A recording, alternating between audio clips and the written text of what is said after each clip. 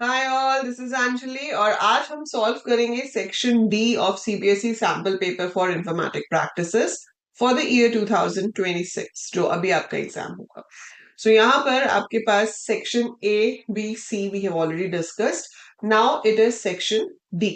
Section D में आपके पास दो क्वेश्चंस आएंगे, 4 marks each, right. So total आपका 8 मार्क्स का बनता है।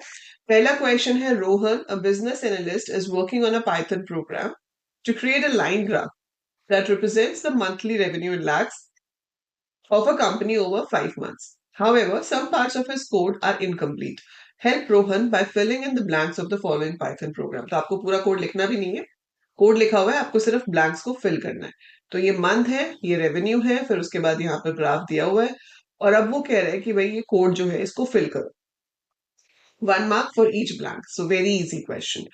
So पहला क्वेश्चन क्या कह रहा है, write the suitable code for the import statement in the blank space in the line marked as statement 1। तो सबसे पहले हम क्या करते हैं, इंपोर्ट, यहाँ पर फर्स्ट स्टेटमेंट इंपोर्ट होती है। सो आप इंपोर्ट करोगे किसको, मैट प्लॉट लिब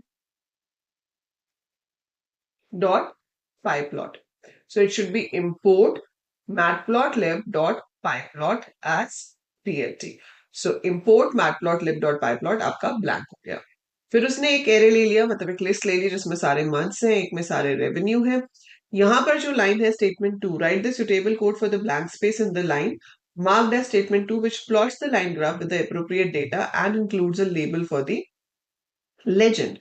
तो आपको लेबल भी लिखना है, तो हम क्या लिखेंगे यहाँ पर, plt dot plot. So line chart बनाने के लिए कोई लाइन नाम का फंक्शन नहीं होता है, plot is the name of the function which you have to use. So आप लिखोगे plt dot plot. So x axis पे क्या दिखाना है मुझे, मंथ्स, वाई एक्सिस पे क्या दिखाना है, रेवेन्यू। आपको लेबल देने के लिए बोला है तो हम लेजेंड में देख लेते हैं लेबल है क्या, रेवेन्यू इन लैक्स। तो ये हमें जो दिखाना होता है लेजेंड पे वो हमें लिखना पड़ता है यहाँ पे। तो आप यहाँ पे लिखोगे label is equal to double quotes में revenue in lakhs, like this. Then you close the round bracket. So plt dot plot x-axis वाली list, y-axis वाली list, and then we write like this.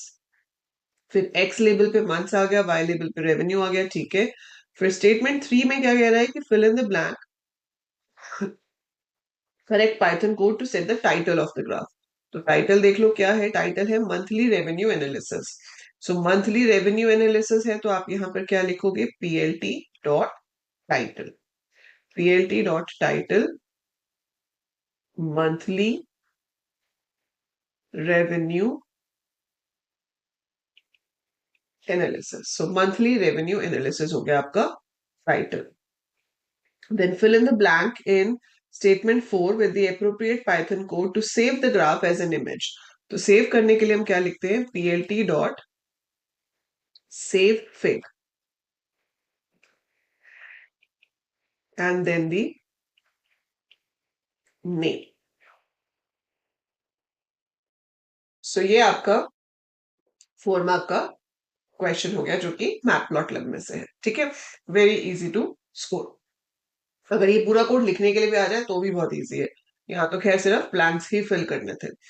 दूसरा question आपका SQL के ऊपर based है। Raghav who works as a database designer has created the table student. Student table आपको दिया हुआ है, आपसे पूछा गया है कि क्वेरीज लिखो। Show the name and city of the student both in upper case sorted alphabetically by name. तो आपको नेम और सिटी अपर केस में दिखाने हैं और नेम के अकॉर्डिंगली सॉर्ट करके दिखाने हैं। तो हम क्या लिखेंगे, सिलेक्ट, आप अपर भी यूज कर सकते हो या यू केस भी यूज कर सकते हो, दोनों में से कोई सा भी यूज हो सकता है। सो अपर नेम या फिर अपर सिटी फ्रॉम स्टूडेंट, और किसके अकॉर्डिंगली सॉर्ट करना है, नेम के accordingly.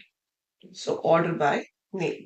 So select upper name comma upper city from student, order by name. So name के अकॉर्डिंगली सॉर्ट होके आ जाएगा।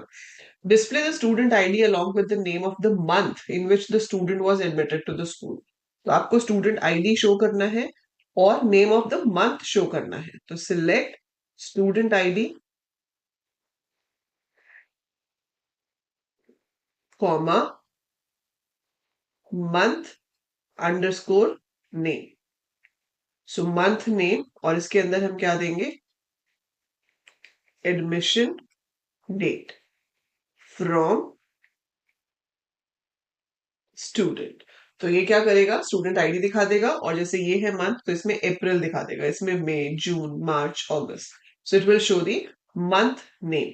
ठीक है, सो मंथ नेम में अंडरस्कोर नहीं आएगा वैसे, so it's together, month name आपका फंक्शन का नाम है। Calculate and display the average marks obtained by students. तो इसमें ये नहीं लिखा है फॉर ईच क्लास या फॉर ईच सिटी, अगर ऐसा लिखा होता तो ग्रुप बाय की जरूरत पड़ती, पर फॉर ईच नहीं है।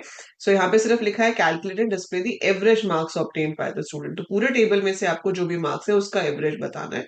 So that will be simply select average, AVG लिखेंगे सिर्फ, मार्क्स फ्रॉम स्टूडेंट।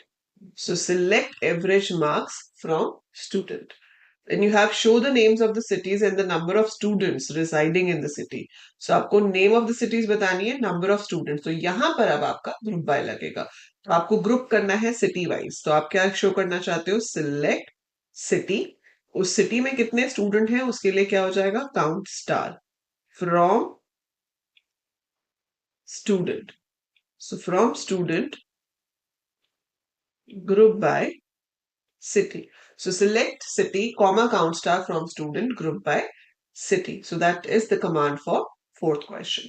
अब इसमें आपके पास चॉइस भी थी कि भाई ये टेबल दिया हुआ है and then you have 4 queries, आप चाहो तो इनका आउटपुट लिख दो। Select name comma length of name from student where student ID less than 303। तो आपके पास क्या है, नेम एंड लेंथ, जो भी यहाँ पे लिखा होता है वो आपको एज इट इज हेडिंग में लिखना है, और हो सके तो सारा कैपिटल्स में लिख दो। ठीक है, name from student less than 303, 301 और 302 है, तो उसमें क्या आ जाएगा, आर्यन। आर्यन के नेम की लेंथ कितनी है, 5 लेटर्स है।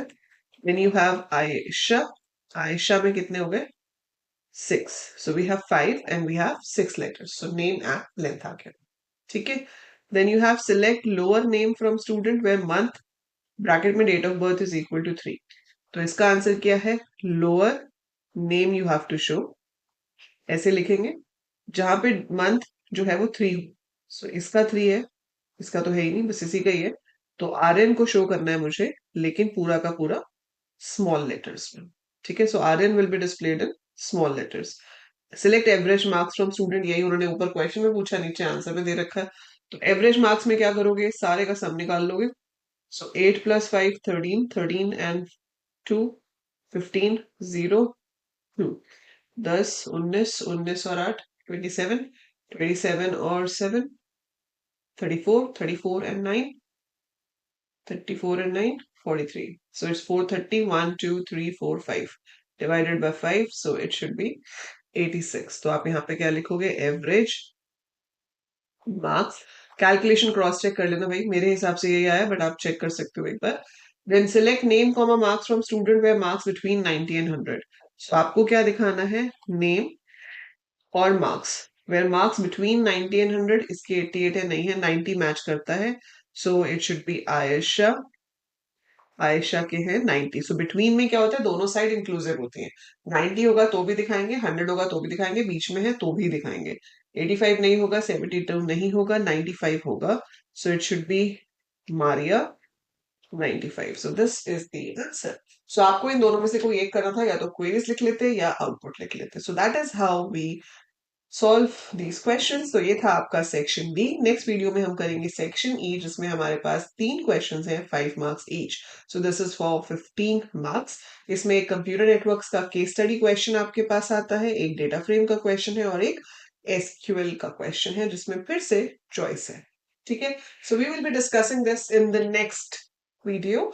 टिल देन आप चैनल को सब्सक्राइब करो, वीडियो को लाइक करो, and share it with all your friends who have IP in class 12 and all your juniors who are in class 11th, ताकि वो 12th में आके आपकी तरह रिग्रेट ना करें कि हाँ लास्ट में आके चैनल पता चला, है ना। उनको शुरू से पता हो और वो अपनी 12th स्टार्टिंग से ही अच्छे से कर सके। So do share with them, and I will see you in the next video with the rest of the part. Bye for now.